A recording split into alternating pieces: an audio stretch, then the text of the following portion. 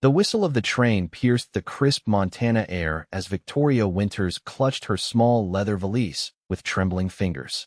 April 1885 had brought new beginnings for many, but for her, it seemed to be the end of everything she had planned. "This isn't what I agreed to," shouted Bernard Holloway, his face twisted with contempt as he waved the marriage contract in front of her. His once charming demeanor had vanished the moment they'd stepped off the train into Timber Creek. "You look nothing like your photograph. I won't be saddled with false goods." Victoria stood frozen on the wooden platform, her heart hammering against her ribs. The journey from Boston had been long, filled with dreams of a new life in the West. At 22, she had responded to an advertisement for a mail-order bride, exchanging letters with Bernard for 6 months before agreeing to marry him. His letters had painted him as a successful businessman, expanding his interests in Montana territory. "Please, Mr. Holloway," she said, struggling to maintain her composure as curious onlookers began to gather. "I assure you, that photograph was taken just last year. Perhaps the lighting didn't make you plain, Miss Winters." Bernard's voice carried across the station. "Nor did it hide that scar on your cheek. Damaged goods, that's what you are." Victoria's hand instinctively rose to touch the thin scar that ran along her left cheekbone, a reminder of a childhood accident. In her photograph, she had carefully angled her face to hide it, a small deception she now regretted bitterly. "I traveled 2,000 miles based on our agreement," she said, her voice stronger now despite the humiliation burning through her. "I sold everything I owned." Bernard sneered, adjusting his expensive waistcoat. "That's hardly my concern. The contract stipulated a woman of beauty and refinement. You may have the refinement, but as for beauty—" He let the words hang in the air, his implication clear. With a dramatic flourish, he tossed the marriage contract to the wooden planks of the platform. The paper fluttered in the spring breeze before settling at Victoria's feet. "Good day, Miss Winters. I suggest you find passage back east on the next train." Bernard turned on his heel, nodding to a few townspeople as he strode away, leaving Victoria standing alone, surrounded by strangers, her future scattered like the pages at her feet. The station had grown quiet, the crowd's attention painfully focused on her. Victoria fought back tears, pride being the only thing keeping her upright. She would not give them the satisfaction of seeing her break. Slowly, she knelt to retrieve the contract, but before her fingers could reach it, a weathered boot stepped into her view. A tanned hand reached down, picking up the papers with careful precision. Victoria's gaze traveled upward, past denim-clad legs, a worn leather vest over a clean but simple shirt, to meet the most startling blue eyes she had ever seen, partially shadowed by the brim of a dusty brown hat. "Seems to me," said the stranger in a voice as rich and warm as honey over gravel, "that man just made the biggest mistake of his life." He glanced at the contract in his hands, then back at Victoria with a small, gentle smile that crinkled the corners of his eyes. "I'm Wyatt Marshall, madam, and if you're agreeable, I'll sign this." The collective gasp from the onlookers was audible. Victoria stared at the man before her, momentarily speechless. He wasn't classically handsome like Bernard, whose features had been almost too perfect. This man's face told stories, laugh lines framing his eyes, a small scar bisecting his left eyebrow, sun-bronzed skin that spoke of days spent outdoors. "You don't even know me, Mr. Marshall," Victoria finally managed, her voice barely above a whisper. "No, madam, I don't," he replied, his eyes never leaving hers. "But I know a man who treats a lady like that ain't worth the dirt beneath my boots. And I know when someone's traveled as far as you have for a new start, they deserve better than what just happened." Victoria glanced around, acutely aware of the crowd still watching. An older woman with kind eyes nodded encouragingly. A few men stood with arms crossed, expressions ranging from curious to amused. "Perhaps we could discuss this somewhere more private?" Victoria suggested, gathering her dignity around her like a cloak. Wyatt nodded, touching the brim of his hat. "There's a cafe just down the street. Would that suit?" Victoria hesitated only a moment before nodding. She had nothing to lose now, no home to return to, no prospects in Boston, and barely enough money for a room, let alone passage back east. Wyatt offered his arm with an old-fashioned courtesy that surprised her. She took it gingerly, feeling the solid strength beneath his sleeve as he led her away from the prying eyes at the station. The cafe was a modest establishment with checkered tablecloths and the comforting aroma of fresh coffee and baked bread. A middle-aged woman with flour-dusted hands greeted Wyatt by name, raising an eyebrow at Victoria, but asking no questions as she led them to a corner table. Once seated with steaming cups of coffee before them, Victoria found her voice. "Mr. Marshall, while I appreciate your gallantry, I cannot accept your proposal. It would be improper." Wyatt's weathered hands wrapped around his coffee cup. "Nothing improper about offering help to someone in need, Miss Winters. And I wasn't exactly proposing marriage right this minute." His smile was gentle, reassuring. "Just offering an alternative to you being stranded." Victoria studied him. "And what exactly are you offering, sir?" "A job, for starters," he replied matter-of-factly. "I own a small ranch about 5 miles outside town. Nothing grand, but it's growing. My housekeeper, Mrs. Abernathy, recently left to care for her ailing sister in Oregon. I need someone to help with the cooking and household duties." Victoria felt a rush of relief mingled with caution. "And the contract?" Wyatt glanced down at the papers he'd set aside.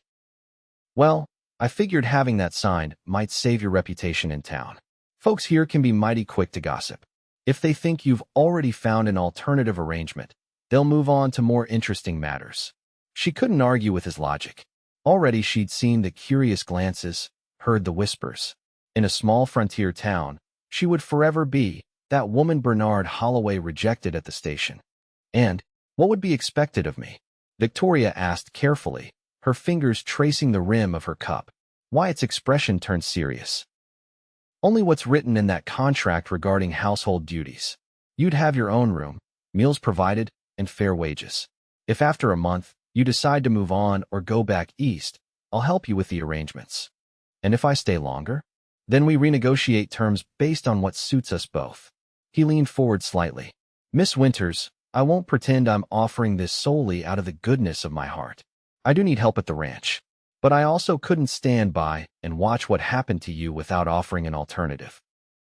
Victoria took a sip of her coffee, using the moment to gather her thoughts. Every sensible part of her screamed caution. This man was a stranger, after all. Yet something in his straightforward manner, the clear honesty in those blue eyes, made her inclined to trust him. "I should tell you, Mr. Marshall, that I have limited experience as a housekeeper. I was a schoolteacher in Boston." Wyatt's eyebrows rose with interest. "A schoolteacher? Now that's a valuable skill out here. The town's been trying to establish a proper school for years. You're offering me a teaching position now?" Victoria couldn't help the small smile that curved her lips. "No, madam. Just noting that your skills might open other doors for you in Timber Creek." He returned her smile. "As for housekeeping, I don't need fancy. Just honest work. Can you cook basic meals and keep things tidy?" Victoria nodded. She had managed her father's household after her mother died, until consumption took him too, leaving her alone at 20 with few prospects. "Then we have an agreement?" Wyatt asked, offering his hand across the table. Victoria hesitated only briefly before placing her gloved hand in his. "For 1 month, Mr. Marshall. After that, we'll reassess." His hand was warm and calloused, enveloping hers completely. "Fair enough."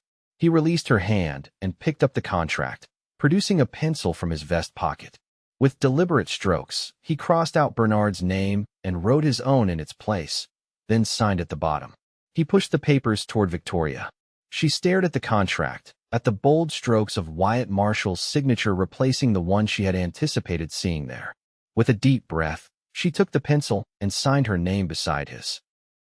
"Well then, Miss Winters," said Wyatt, his eyes crinkling at the corners. "Welcome to your new beginning in Montana territory." The journey to Wyatt Marshall's ranch took just under an hour by wagon. Victoria sat beside him on the wooden bench, her valise and trunk secured in the back, watching as Timber Creek gave way to rolling grasslands dotted with wildflowers and the occasional stand of pine trees. The vast openness of Montana was both terrifying and exhilarating after the crowded streets of Boston. "It's beautiful," she said softly as they crested a hill, revealing a panoramic view of mountains in the distance, their peaks still capped with snow even in spring. "It grows on you," Wyatt replied, his eyes scanning the horizon with obvious affection. First came through these parts after the war. Never could bring myself to leave. You fought in the war between the states? Victoria asked, studying his profile. He couldn't be much older than 30, which would have made him very young during the conflict. Joined up in 64, just turned 16. Lied about my age. His expression grew distant. Saw enough in that 1 year to last a lifetime. Victoria nodded, understanding his reluctance to elaborate. My father fought as well. He never spoke of it. Most don't. Wyatt flicked the reins gently, urging the horses around a bend in the road. There it is. Not much to look at, but it's home. The Marshall Ranch came into view, nestled in a small valley with a creek running through it. A modest 2-story house stood at the center, constructed of solid logs with a covered porch wrapping around the front. A large barn sat off to the side, along with several smaller outbuildings. Fields stretched beyond, where cattle grazed lazily in the afternoon sun. It's lovely, Victoria said, and meant it. The place had a welcoming feel, well maintained without being ostentatious. Been working on it for 7 years now, Wyatt said with quiet pride. Started with just 20 acres and a handful of cattle. Up to 300 acres and 60 head now. You've done all this alone? Had some help. Got 3 hands who work the ranch with me, Thomas, Henry, and Caleb. Good men. They bunk in the separate quarters behind the barn. He glanced at her. They take their meals at the main house, breakfast and dinner. Lunch they usually manage themselves out on the range. Victoria nodded, mentally calculating what this would mean for her cooking duties. And they know I'm coming? Sent Caleb ahead while we were at the cafe. He's young but fast on a horse. They'll be expecting us. He guided the wagon into the yard, pulling up before the house. They're good men, Miss Winters. Respectful. But if any of them step out of line, you just let me know. I'm sure that won't be necessary, Mr. Marshall. Victoria straightened her travel-worn dress as the wagon came to a stop. And perhaps, given our arrangement, you might call me Victoria. Wyatt's eyes met hers, a smile playing at the corners of his mouth. Victoria, then. And I'm Wyatt. He jumped down from the wagon with an agility that belied his size, then came around to offer her assistance. His hands were strong at her waist as he lifted her down, and Victoria felt a peculiar flutter in her stomach at the brief contact. 3 men emerged from the barn, walking toward them with curious expressions. Wyatt made quick introductions. Thomas Reed, the oldest at perhaps 40, with graying temples and a weathered face. Henry Wong, a Chinese man with intelligent eyes who gave her a polite nod. And Caleb Johnston, barely 20, with freckles and an open, friendly grin. Miss Winters will be taking over household duties, Wyatt explained. I expect you all to treat her with the same respect you'd show your own mothers or sisters. Yes, sir. They responded in unison, though Victoria noticed Thomas giving her a measuring look that made her straighten her spine. Thomas, Henry, would you mind bringing Miss Winters' trunk to the house? Caleb, see to the horses. As the men moved to their tasks, Wyatt led Victoria up the porch steps and opened the front door. It's not fancy, he warned as they stepped inside. The main room was larger than Victoria had expected, with a stone fireplace dominating one wall. Simple but sturdy furniture filled the space: a long dining table with 8 chairs, a leather sofa, and 2 armchairs arranged before the hearth, and bookshelves built into the walls, surprisingly well stocked. You read, Victoria observed, moving toward the books with interest. When time allows. Wyatt watched her examine his collection. Kitchen's through there, he continued, pointing to an open doorway. Pantry's well stocked. Mrs. Abernathy made sure of that before she left. He showed her through the rest of the downstairs: a small study he used for ranch business, a washroom, and a storage area. Upstairs, he led her to a bedroom at the back of the house. This will be your room, he said, pushing open the door. Mrs. Abernathy used it before. Mine's at the front of the house. Other 2 rooms are empty. Thought you might like the view of the mountains. The room was simple but pleasant, with a double bed covered in a colorful quilt, a dresser, washstand, and a rocking chair by the window. True to Wyatt's word, the window offered a stunning view of distant mountains. It's perfect, Victoria said softly. Thank you. Thomas and Henry arrived with her trunk, setting it at the foot of the bed before excusing themselves. I'll let you get settled, Wyatt said, stepping toward the door. Dinner's usually at 6. Don't worry about cooking tonight. We can manage with what Mrs. Abernathy left. Tomorrow's soon enough to start your duties. Victoria nodded gratefully. Thank you, Wyatt, for everything. He touched the brim of his hat, a gesture she was coming to recognize as habitual. Rest well, Victoria. You've had quite a day. After he left, Victoria sat on the edge of the bed, finally allowing herself to process everything that had happened.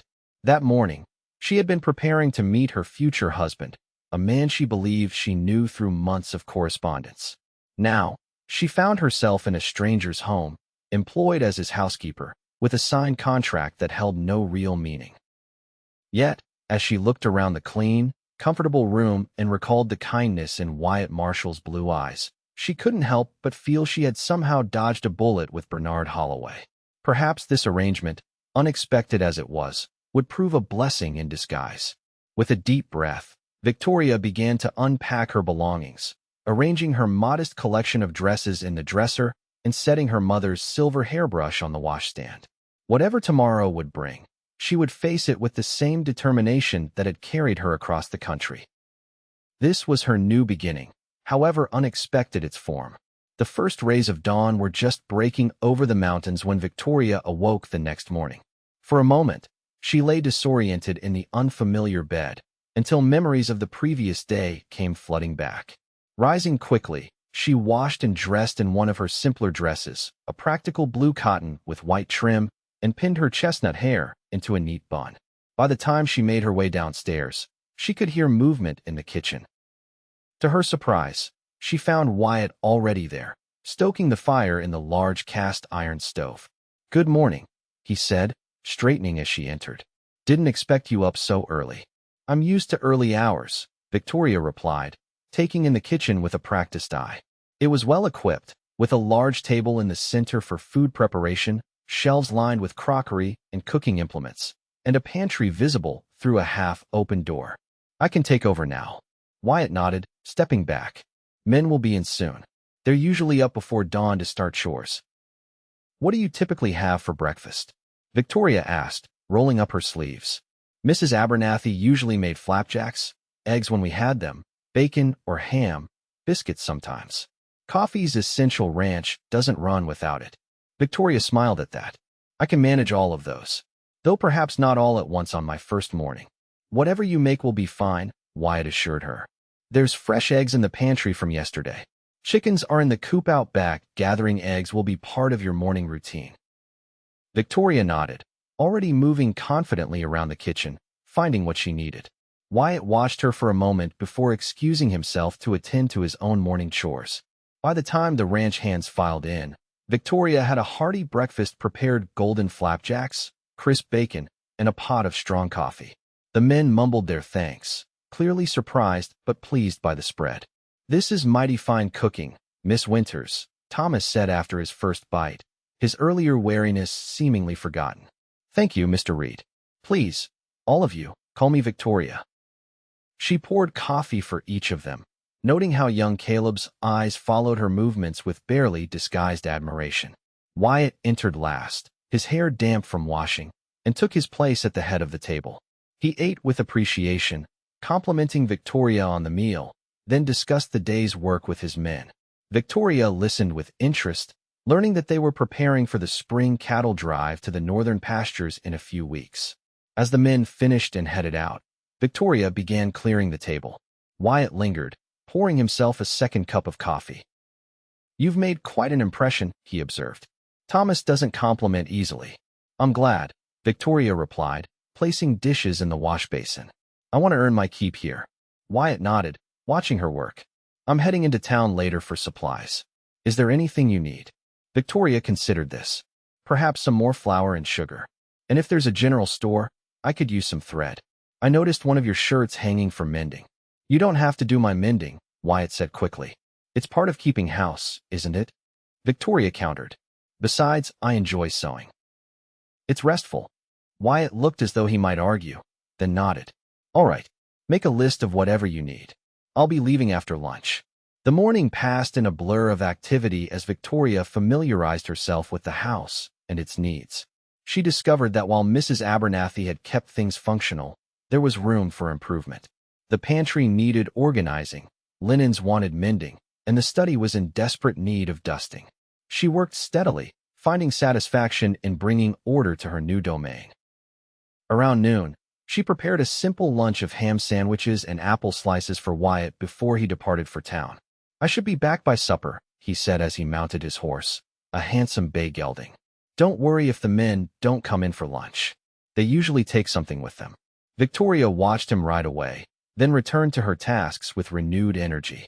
By mid-afternoon, she had the house looking noticeably better and had started preparations for dinner, a hearty beef stew with dumplings and fresh bread. As she worked, she found herself wondering about Wyatt Marshall. He was something of an enigma, a clearly successful rancher who lived simply, a man with the calloused hands of hard labor, but a bookshelf filled with classics and historical texts. And most puzzling of all, a man who would offer a position in his home to a complete stranger, signing a marriage contract that he had no intention of enforcing. Wyatt returned just before sunset, his saddlebags laden with supplies. Among them was everything on Victoria's list, plus a small package wrapped in brown paper that he handed to her almost shyly. "Saw this at the mercantile," he explained as she unwrapped it to reveal a lovely blue hair ribbon. "Thought it might match your dress." Victoria fingered the satin ribbon, touched by the unexpected gesture. "It's beautiful. Thank you." Their eyes met briefly before Wyatt cleared his throat and turned away to unload the rest of the supplies. Something warm unfurled in Victoria's chest, a feeling she quickly tamped down. This was an employment arrangement, nothing more, she reminded herself firmly. Dinner that evening was a success, with the men praising her cooking enthusiastically. Even Thomas seemed to have warmed to her, sharing stories of his 20 years working ranches across the West. Henry, she learned, had come to America to work on the railroads before finding his way to Wyatt's ranch. Caleb was a local boy, the son of a farmer whose land bordered Wyatt's property. As the days passed, Victoria settled into a comfortable routine. She rose early to prepare breakfast, spent mornings on household chores, afternoons on baking and mending, and evenings preparing dinner. In between, she found time to explore the ranch, discovering a small orchard behind the house and a peaceful spot by the creek where she could sit and read from Wyatt's library. She learned more about her employer through observation and the occasional conversations they shared, usually in the quiet evenings after the ranch hands had retired to their quarters. Wyatt was a man of few words, but thoughtful ones. He had a dry sense of humor that emerged unexpectedly, making her laugh when she least expected it. He treated his men fairly, worked as hard as any of them, and seemed to have earned the respect of everyone in the area. A week into her stay, Victoria was gathering eggs in the chicken coop when she heard a commotion from the direction of the corral. Placing her basket safely aside, she hurried to investigate and found Wyatt and Thomas attempting to calm a magnificent black stallion that reared and bucked against the ropes restraining it. "What's happening?" she called to Caleb, who stood watching from a safe distance. "New stallion," the young man explained, eyes wide with excitement. "Boss bought him from a breeder up north. Pure Morgan stock. Going to improve our herd, but he's wilder than we expected." Victoria watched with her heart in her throat as Wyatt moved in closer to the stallion, speaking in low, soothing tones. The horse's eyes rolled white with fear, but gradually, it seemed to respond to Wyatt's calm presence. "That's it, boy," she heard him murmur. "No one's going to hurt you here." With infinite patience, Wyatt continued to talk to the horse, eventually managing to run a gentle hand down its sweat-slicked neck. Victoria found herself mesmerized by the scene, the powerful stallion gradually yielding to the quiet strength of the man before it. Later, as she prepared dinner, Wyatt came into the kitchen to wash up. His shirt was torn at the shoulder, and a bruise was forming along his jawline. "Are you all right?" Victoria asked, setting down the knife she'd been using to chop vegetables. "Just a glancing blow," Wyatt replied, wincing slightly as he rolled his shoulder. "Storm, that's what I'm calling him, has a powerful kick." Without thinking, Victoria moved to his side, gently examining the bruise on his face. "You should put a cold compress on that." Their proximity suddenly registered, and she stepped back, flustered. "I'll get you one." As she pressed a cold cloth wrapped around ice to his jaw, Victoria couldn't help but noticed the small details of his face, the faint scar through his eyebrow, the laugh lines at the corners of his eyes, the way his lashes were surprisingly long for a man. "You have a way with horses," she said, breaking the silence that had fallen between them. Wyatt's eyes met hers. "My father raised horses in Kentucky before the war. Taught me everything I know. Is your family still there?" A shadow passed over his face. "No. Lost my parents to fever in '62. Sister married and moved to California." "I'm sorry," Victoria said softly. "I know how that feels. I lost both my parents too." Wyatt's hand came up to cover hers where it held the compress to his face. "Life's been hard on both of us, it seems." For a long moment, they remained that way, connected by shared loss and the simple human touch. Then Wyatt gently removed her hand, taking the compress from her. "Thank you," he said, his voice rougher than usual. "I should check on Storm before dinner." As he left, Victoria pressed her hands to her suddenly warm cheeks, unsettled by the feelings stirring within her. She had known Wyatt Marshall barely a week, yet something about him called to her in a way she couldn't explain and shouldn't encourage. This was a temporary arrangement, she reminded herself sternly. In 3 more weeks, she would need to decide whether to stay on as his housekeeper or make other plans. Developing any sort of attachment would only complicate matters. With determined focus, Victoria returned to her dinner preparations, pushing thoughts of Wyatt Marshall's blue eyes and gentle hands firmly from her mind. The next day brought unexpected visitors to the ranch. Victoria was hanging laundry on the line behind the house when she heard the sound of approaching horses. Shielding her eyes against the mid-morning sun, she saw a buggy and 2 riders making their way up the drive. Quickly, she finished pinning the last sheet and made her way to the front of the house. Wyatt was already there, greeting the arrivals with obvious familiarity. "Victoria," he called, gesturing her over. "Come meet some of our neighbors." The visitors turned out to be the Hendersons, Joseph and Martha, who owned the largest ranch in the county, and their daughter Elizabeth, a pretty blonde about Victoria's age. The second rider was Edward Peterson, the local doctor, and, Victoria quickly gathered, a particular friend of Wyatt's. "So you're the young lady we've been hearing about," Martha Henderson said warmly, clasping Victoria's hand. "The whole town's been buzzing since Bernard Holloway made such a spectacle at the station." Victoria felt her cheeks flush with embarrassment, but Martha quickly continued. "Don't you mind that, dear. Bernard always was more flash than substance. His business dealings are suspect too, between you and me."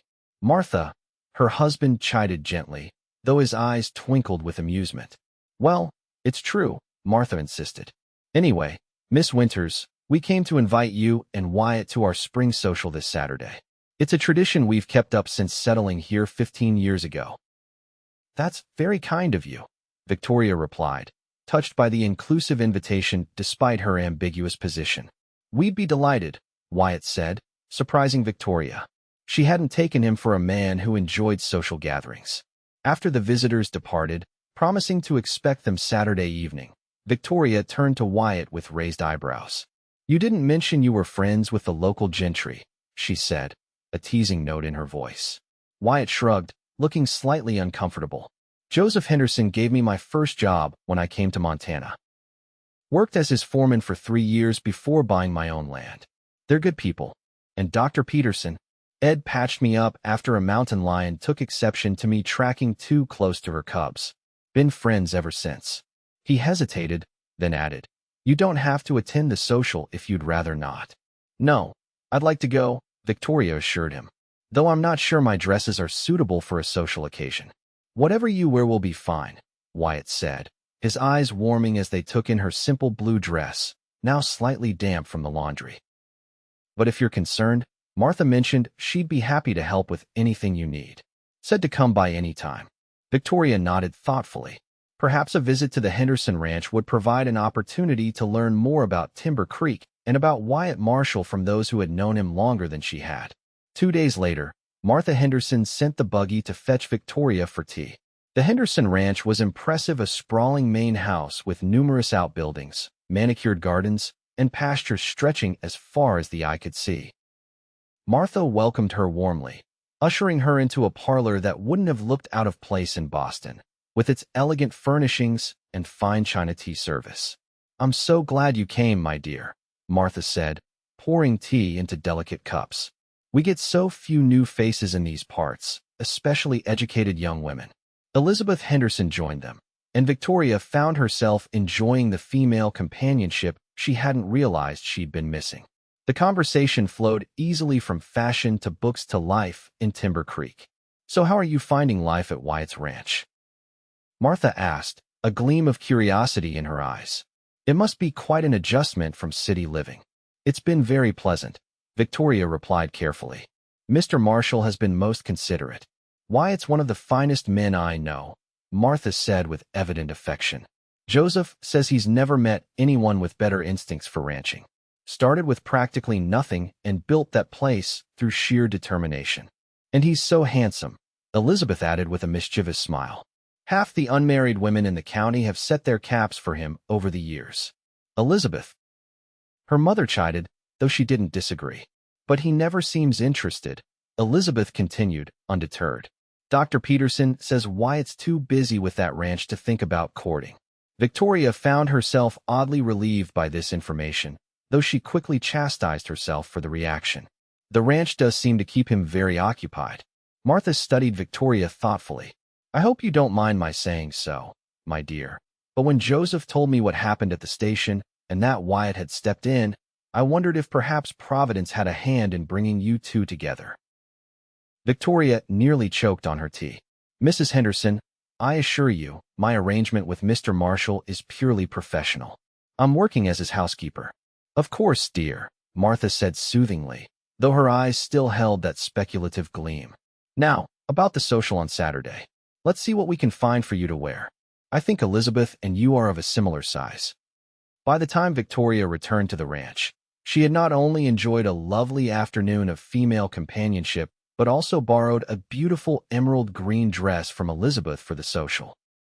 She had also learned a great deal more about Wyatt, how he had arrived in Timber Creek with little more than his horse and the clothes on his back, how he had worked tirelessly for the Hendersons, saving every penny to buy his own land, how he had built his ranch piece by piece through smart investments and harder work. "He's respected by everyone," Martha had told her. "Even those who don't particularly like him, and there are some who resent his success, can't deny he's earned everything he has." The information only deepened Victoria's growing admiration for Wyatt Marshall. Each day revealed new facets of his character that impressed her: his patience with the ranch hands, his gentleness with animals, his unexpected knowledge of literature and history. She found herself looking forward to their quiet conversations in the evenings, when the work was done and they might sit on the porch, watching the sunset and talking about everything and nothing.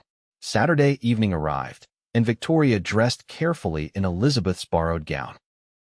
The rich green silk complemented her chestnut hair and fair complexion, and the style, while simpler than Boston fashion, was elegant and flattering. She pinned her hair up, allowing a few soft tendrils to frame her face, and after a moment's hesitation, added the blue ribbon Wyatt had given her, weaving it through her upswept hair. When she descended the stairs, Wyatt was waiting in the main room, dressed in what was clearly his best outfit: black trousers, a crisp white shirt, and a tailored black vest. He had trimmed his beard and slicked back his usually tousled brown hair. The effect was striking. He turned as she reached the bottom of the stairs, and for a moment, simply stared. Victoria felt a flush rise to her cheeks under his intense gaze. "You look beautiful," he finally said, his voice low and sincere. "Thank you," she replied softly. "You look quite handsome yourself." He offered his arm, and she took it, feeling the solid strength of him beneath her fingertips. The wagon ride to the Henderson ranch passed in comfortable conversation, though Victoria was acutely aware of Wyatt beside her, of the way the evening breeze carried his scent leather and soap and something uniquely him. The Henderson home was transformed for the social, with lanterns hanging from the trees surrounding the large cleared area where tables had been set up. A small group of musicians played lively tunes, and couples were already dancing. Victoria estimated there must be at least 50 people in attendance, seemingly the entire community of Timber Creek and the surrounding ranches. Martha Henderson greeted them enthusiastically, immediately introducing Victoria to a whirlwind of new faces: the mayor and his wife, the schoolmaster, who expressed great interest upon learning of Victoria's teaching background, several ranchers and their families, and various townspeople. Victoria did her best to remember names and details, buoyed by the genuine welcome she received. "You must dance," Martha declared after Victoria had been introduced to nearly everyone. "Wyatt, don't keep this lovely girl hidden away all evening." Before Wyatt could respond, a young man Victoria recognized as the mercantile owner's son stepped forward. "May I have this dance, Miss Winters?"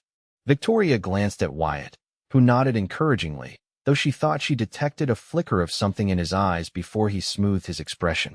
The evening progressed pleasantly, with Victoria accepting several dance partners and finding herself enjoying the simple country dances more than she had expected. Between dances, she noticed Wyatt speaking with various neighbors, occasionally looking in her direction. Once, their eyes met across the clearing, and he raised his glass slightly in a silent toast that made her heart skip. After an energetic reel that left her breathless, Victoria excused herself to get some punch. As she stood by the refreshment table, Wyatt appeared at her side. "Having a good time?" he asked, his eyes warm in the lantern light. "Wonderful," she replied truthfully. "Everyone has been so welcoming."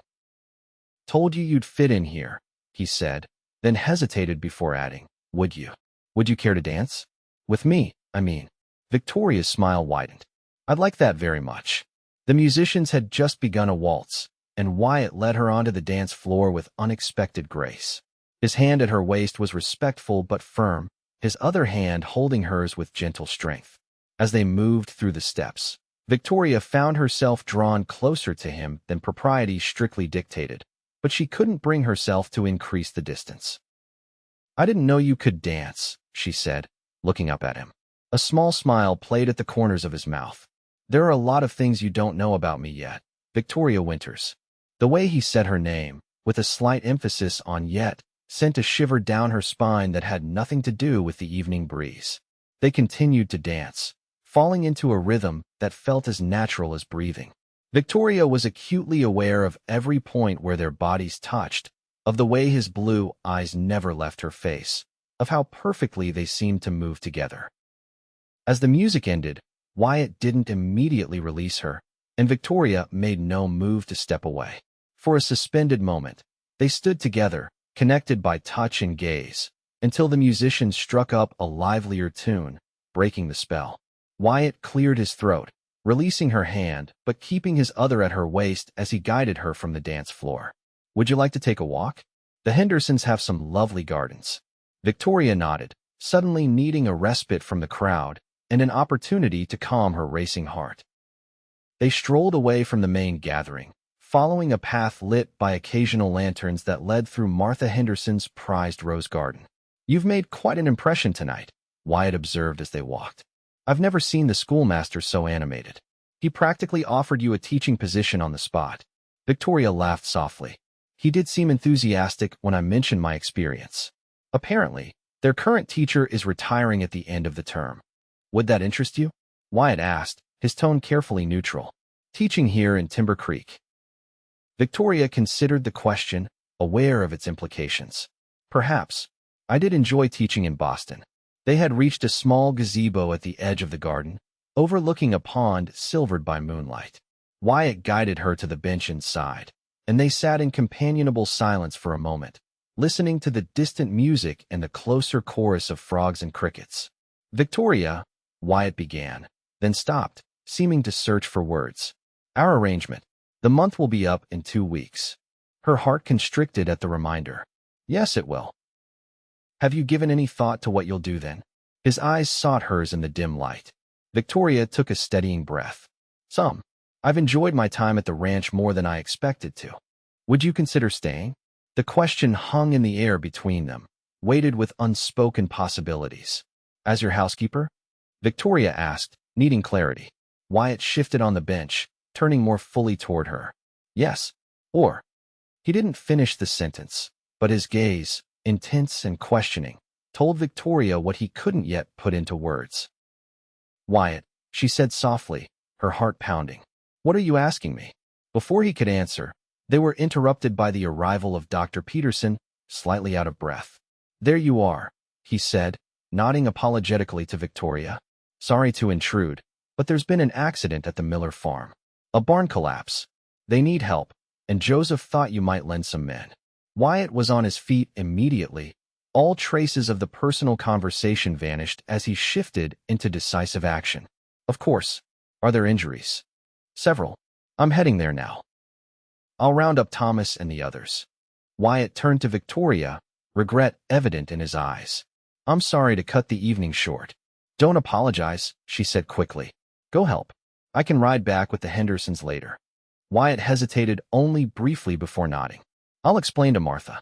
Stay as long as you like. With that, he was gone, striding purposefully back toward the gathering with Dr. Peterson.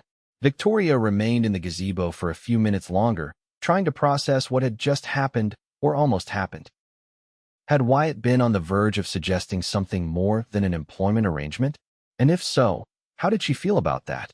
The question swirled in her mind as she made her way back to the social, where she found Martha already organizing food and supplies to send to the Miller farm.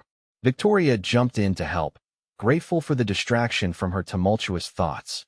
It was past midnight when she finally returned to the ranch, driven by Joseph Henderson himself, who assured her that Wyatt and the others were still at the Miller farm, but that the situation was under control. Best get some rest, he advised as he left her at the door. Wyatt and the boys might not be back till morning. Victoria slept fitfully, her dreams a confused jumble of waltzing with Wyatt and falling buildings. She rose at dawn as usual, preparing breakfast despite knowing the men might not return for hours yet.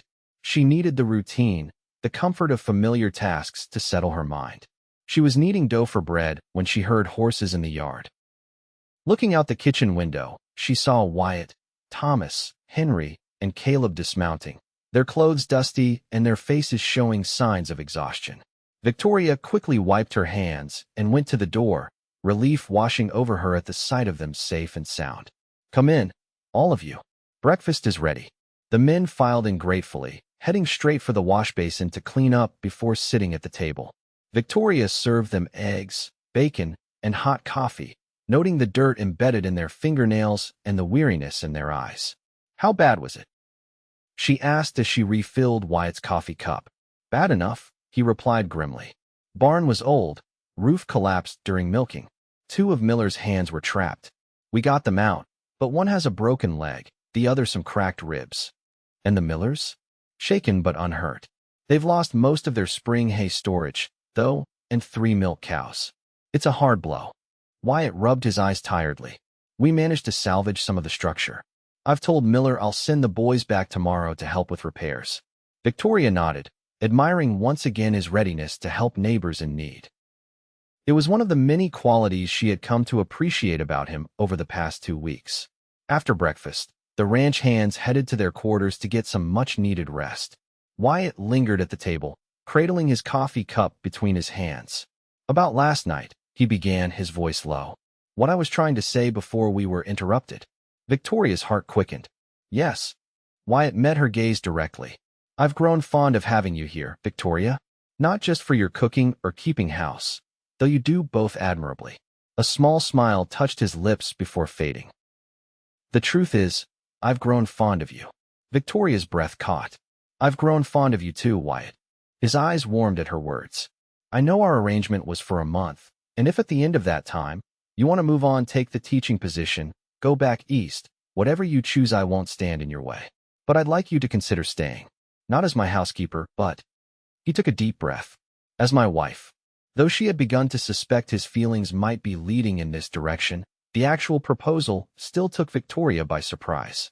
She stared at him, momentarily speechless. Wyatt misinterpreted her silence. I know it's sudden, and I know we haven't known each other long, but I believe in trusting my instincts, and everything in me says you belong here. With me, Wyatt. Victoria finally managed, her voice scarcely above a whisper. Are you certain? We barely know each other. I know enough, he said firmly.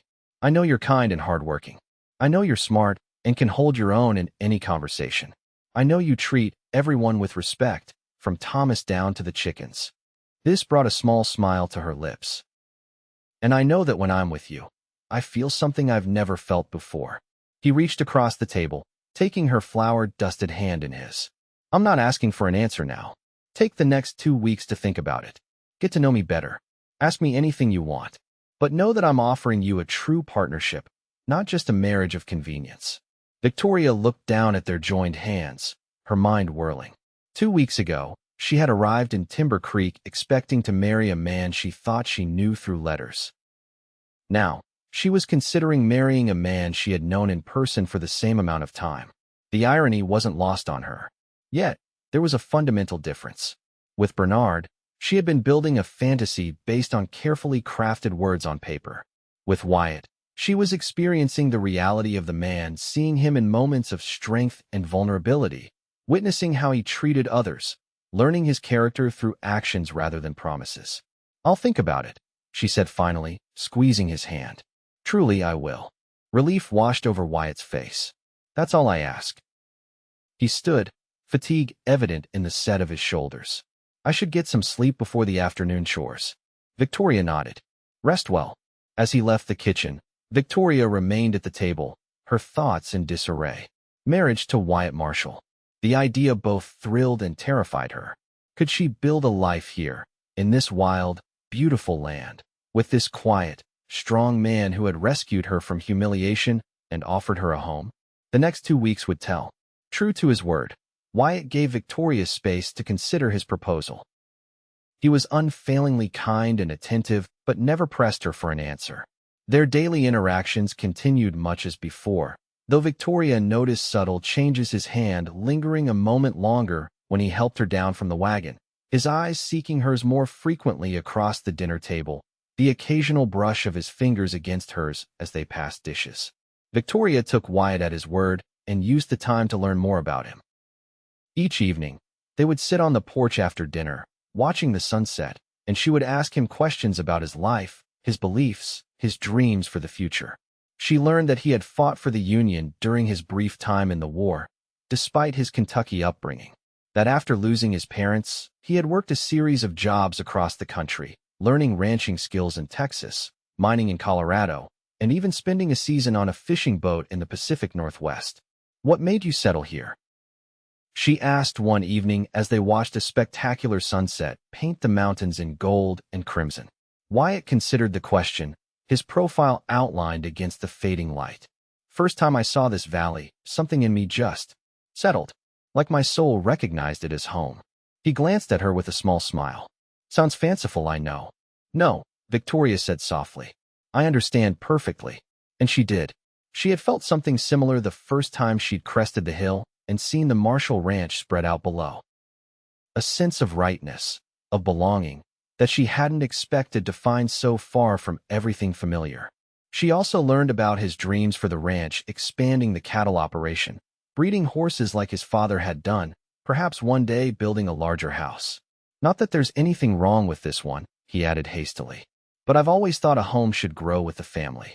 The implication of children hung in the air between them, unspoken but acknowledged in the warmth of his gaze and the soft flush of her cheeks. As the days passed, Victoria found herself watching Wyatt with new eyes, noticing the strength in his hands as he mended a fence, the gentleness in his voice as he spoke to a nervous colt, the quiet authority he commanded without ever raising his voice. She saw how he treated his men not as employees but as partners in the ranch's success, how he never asked anyone to do work he wouldn't do himself.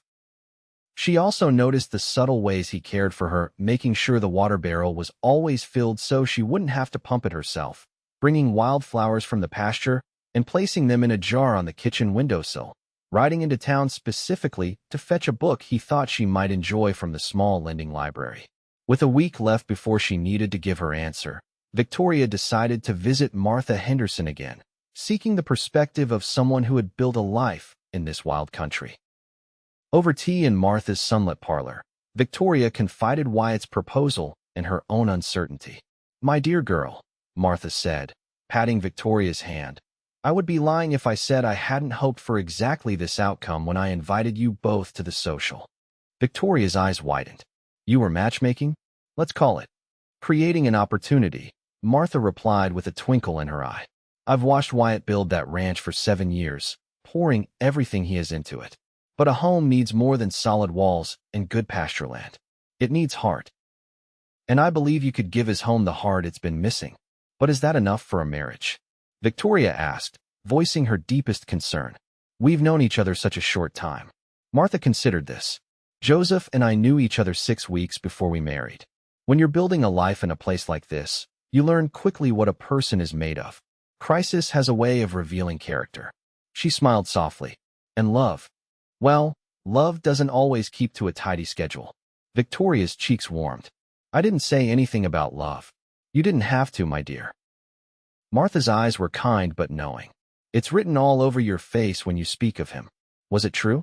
Victoria wondered as she rode back to the ranch later that afternoon. Had she fallen in love with Wyatt Marshall in these few short weeks? Her heart knew the answer before her mind was ready to acknowledge it. Yes, she had. Somewhere between that first meeting at the train station and now, admiration had deepened into affection, and affection had blossomed into love. She loved his strength and his gentleness, his intelligence and his humility, the way he looked at her as though she were something precious. But was love enough to build a marriage upon, especially in this harsh, demanding land? The final week of her trial month brought an unexpected challenge that would help answer that question. Spring storms were common in Montana Territory, but the one that swept through Timber Creek that Thursday was unusually violent. Thunder rattled the windows of the ranch house, lightning split the sky in jagged forks, and rain came down in sheets that turned the yard to mud within minutes. Wyatt and the hands had been out checking the north pasture fence line when the storm hit.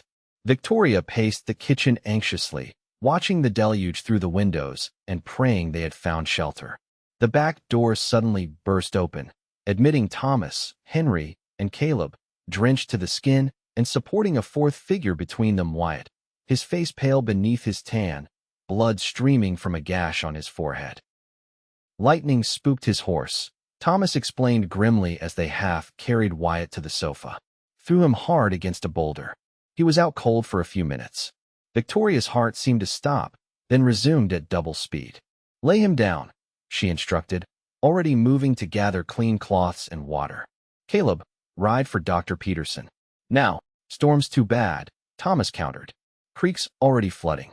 No one's getting to town tonight. Victoria swallowed her fear, forcing herself to think clearly. Then we'll do what we can ourselves. Henry, bring more light. Thomas, help me get his wet clothes off. Working together, they stripped Wyatt of his sodden jacket and shirt, revealing a massive bruise already forming along his right side. Victoria cleaned the head wound carefully, relieved to find it looked worse than it was a superficial cut that had bled profusely, as head wounds tended to do. Wyatt regained full consciousness during this process, his blue eyes focusing on Victoria's worried face. Quite a welcome committee, he mumbled, attempting a smile that turned into a grimace of pain. Don't try to move, Victoria instructed, her voice steadier than she felt. You might have broken ribs. She continued her examination with gentle, careful hands, feeling each rib for signs of fracture. Wyatt winced when she touched his right side, confirming her suspicion. At least 2 broken ribs, she told Thomas. We need to bind them. And he needs dry clothes. The next hours passed in a blur of activity. The storm raged outside while Victoria tended to Wyatt, binding his ribs with strips torn from a clean sheet, dressing him in dry clothes with Thomas's help, and applying a cool compress to the swelling on his forehead. She made him drink willow bark tea for the pain and insisted he remain on the sofa where she could watch over him. The ranch hands eventually retired to their quarters, leaving Victoria alone with Wyatt in the flickering lamplight. She sat beside him on a chair pulled close to the sofa, periodically checking his pulse and the dilation of his pupils, remembering what her father had taught her about head injuries. You make a good nurse, Wyatt murmured, watching her through half-closed eyes. My father was a doctor before the war, Victoria explained, adjusting the blanket covering him. He taught me some basics. Lucky for me. Wyatt caught her hand as she withdrew it from the blanket. Thank you. Victoria squeezed his fingers gently. You should rest. In a minute. He held her gaze, his eyes serious despite the pain she knew he must be feeling. I could have died today. Don't say that, Victoria protested, her chest tightening at the thought. It's true. If Thomas hadn't found me so quickly. He paused, wincing as he shifted slightly. Makes a man think about what's important. Victoria remained silent, waiting. I know you haven't given me your answer yet, Wyatt continued, his voice low but steady. And I'll still wait if you need more time. But I want you to know I love you, Victoria. Not just fond of you. Love you.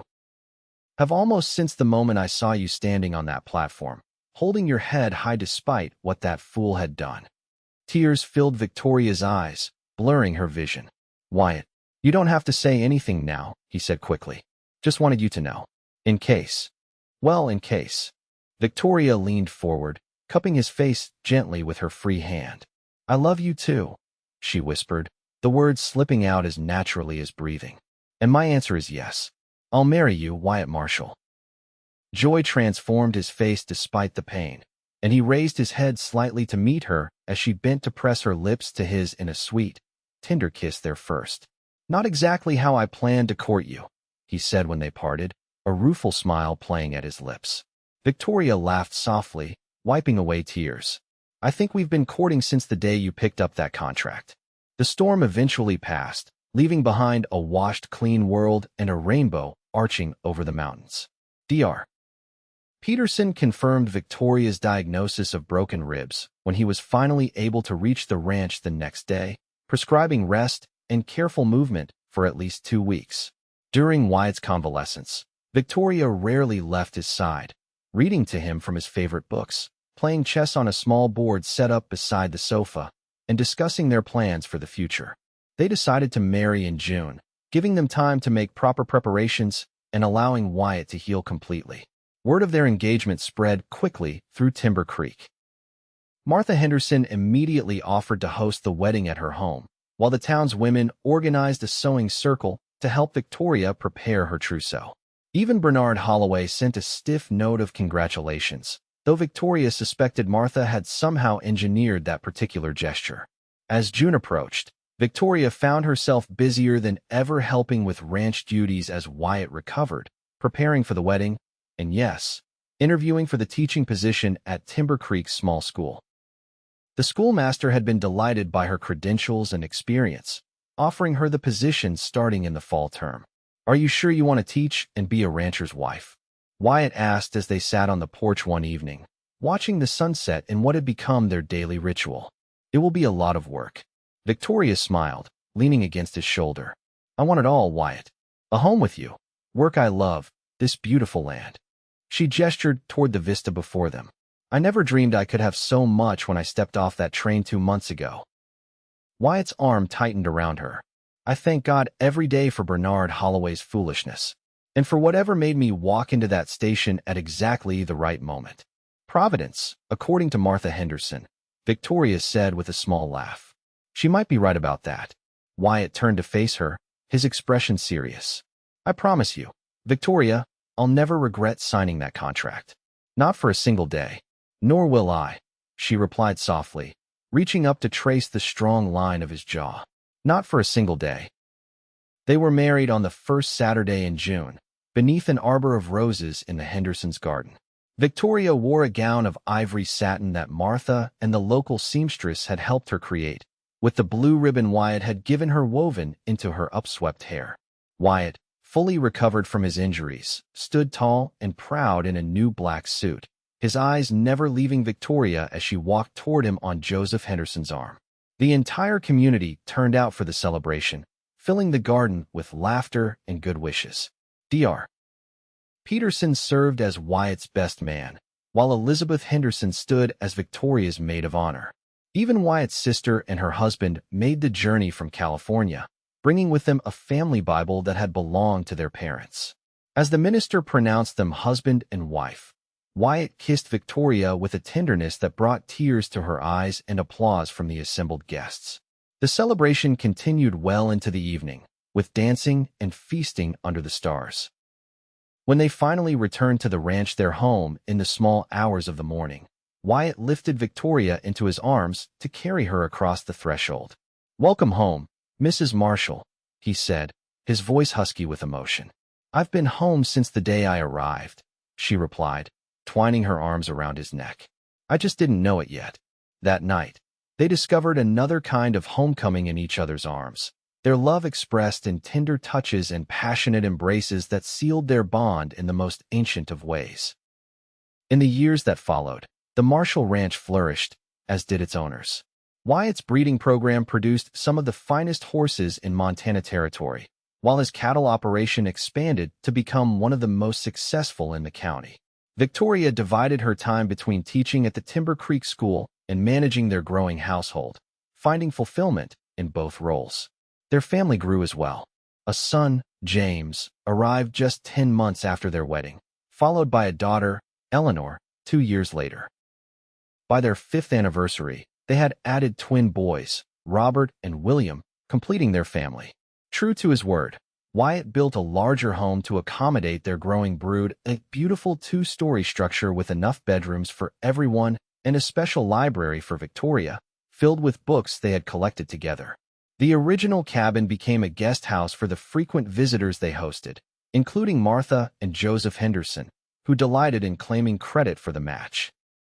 On their 10th anniversary, Wyatt presented Victoria with a special gift, a framed copy of the marriage contract he had signed that day at the train station, the document that had brought them together. "Best signature I ever put to paper," he said as they sat on the porch of their home, watching their children play in the yard while the sun set behind the mountains they both loved. Victoria leaned against her husband's shoulder, contentment filling her heart. Who would have thought that a discarded contract and a stranger's kindness would lead to all this? "Not a stranger," Wyatt corrected, pressing a kiss to her temple. "Just a man who recognized his future when he saw her standing brave and beautiful on a train platform." Victoria smiled, turning her face up to his for a proper kiss. "A very wise man," she murmured against his lips. "A very lucky one," he replied, gathering her close as the last rays of sunlight gilded their home, their land, and the life they had built together, a life neither had imagined that fateful day when a groom tossed a contract to the station floor and a cowboy picked it up and said, "I'll sign."